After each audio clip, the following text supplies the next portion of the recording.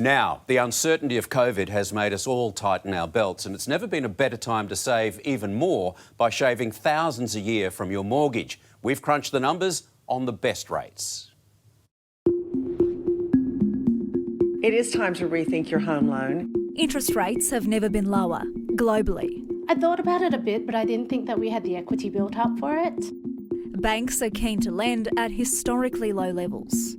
When somebody offers them a huge saving, as you can see in the market right now, then people are going to rush to take that up. And your home loan is likely your biggest expense, making it a great place to save money. I think the most important thing right now is to go and look at your loan statement and figure out what loan rate you're actually paying.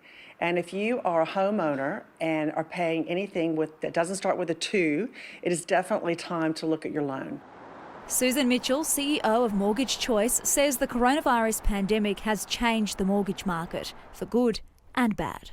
You can now do things remotely. You can be ID'd remotely. You can be interviewed remotely. You can sign your documents digitally, which is all great. And I hope that this innovation continues. The difficult things is banks are really looking at their credit policies, and they are tightening. We do find that they're checking very, very closely about wages and employment status if you're in a COVID-affected industry. Be warned, over time, commission, dividends and interest will likely be discounted by the banks when considering a loan. We were actually prompted to refinance by our mortgage broker. He sent an email to us. It had been 3 years since we'd first taken out our home loan, and he went, "This is about the right time to start looking into either refinancing or continuing on with your home loan." Steph and her partner recently switched banks. They were getting about 3.32% with Bankwest for a fixed loan. By moving to ANZ and by splitting their loan, they've slashed their rate by about 1%. So we're saving about $1,600 a month, which is really nice. That's actually quite substantial. I thought we'd save maybe a couple hundred.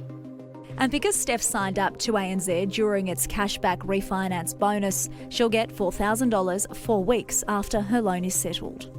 CommBank is offering 2.29% on a 2-year fixed rate with a $2,000 cashback. Get 2.6% with Virgin Money on a variable loan and a $2,500 cashback. St George and Bank of Melbourne are both offering a 2.64% variable rate plus a $2,000 cashback. While these loans might sound appealing, low rates and minimal fees might suit you better. The average mortgage is about $450,000. What savings are possible? Most Australians could expect at the moment to save about 1%. That's $4,500 a year. If you could have a $400 after-tax saving in your bank account every month, you'd take that saving, and now's a good time to do that. Brett Kelly runs financial consultants Kelly Partners. He says there's been an over 100% increase in applicants for refinancing. And if you don't ask, you don't get, no matter the value of your property. They have been traditionally paying 4 to 4.5% on an average mortgage of about $1 million.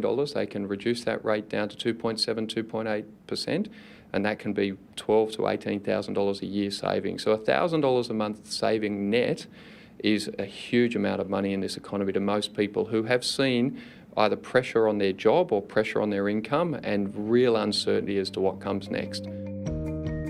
The lowest variable home loan rate is 2.17% with Freedom Lend. Greater Bank is offering 2.09% on a 1-year fixed home loan.